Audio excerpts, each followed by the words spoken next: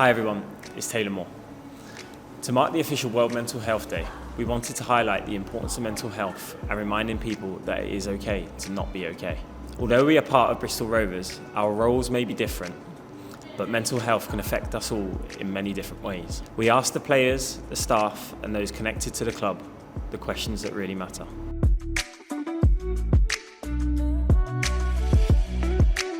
For me, when I recognise my mental health isn't where I would like it to be or in the right place for me, is on a morning when you wake up, you don't look forward to getting out of bed and coming into work. You don't enjoy your everyday activities that you maybe normally enjoy.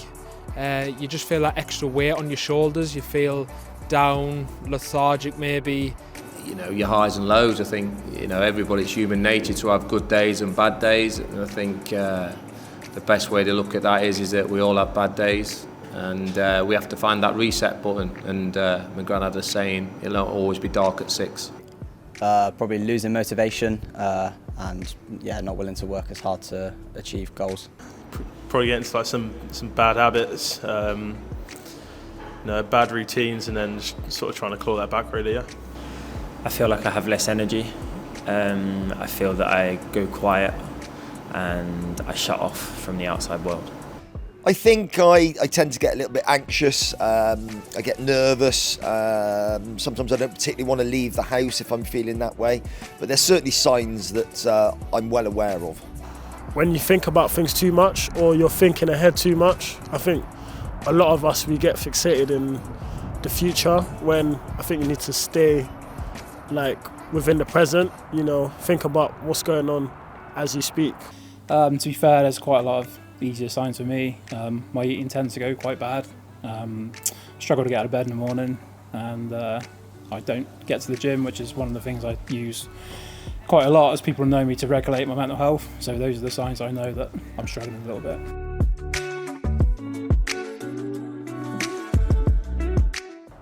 For me, when things get too much, I like to call a team around me. So that consists of my girlfriend, my family, my mum, dad, nan, auntie, uncle.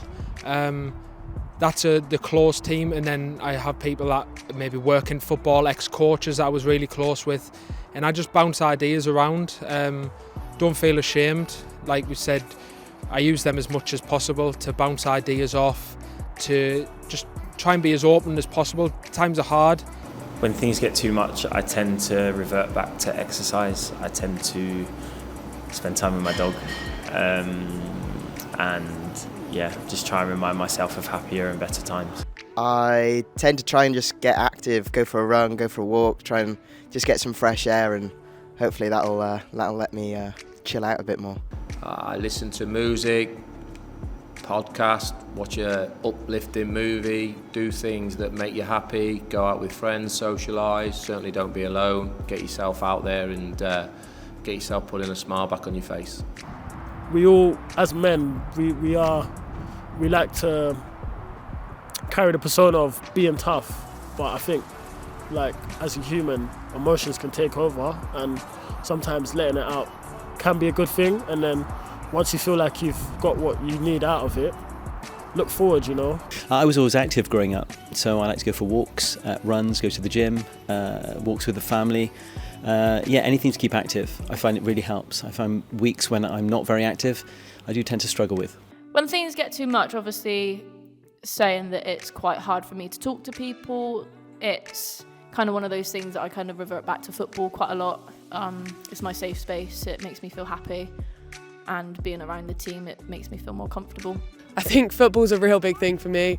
Obviously you get all the emotions in this, but I think being in a team setting around the girls, knowing that I've got training 3-4 times a week, and seeing everyone, I just like to see my friends and socialise as much as possible.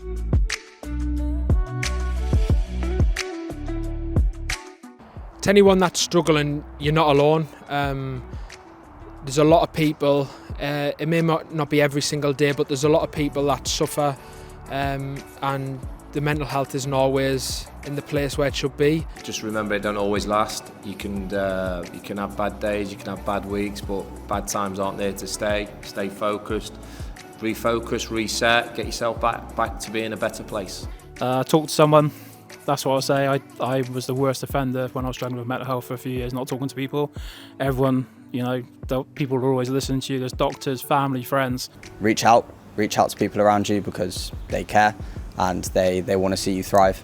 If you're struggling, there's always people out there that are going to help you. There's always ways that you'll be able to learn from it, and also they'll be able to help you whenever you need it. No one ever knows what someone's going through, so if you're able to speak to someone, let them know, and I'd like to think whoever you do speak to will look out for you and want the best for you. Just reach out. I feel like that's the thing. There's always people willing to help. It's just having that bravery almost to talk about what's upsetting you. Always, find the nearest person to talk to.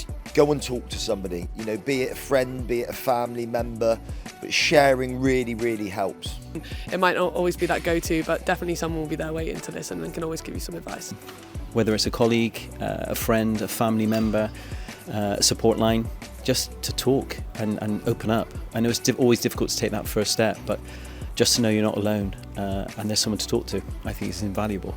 No matter what type of feelings you have, exercise and being outside, being around other people, being sociable can make such a difference to your day.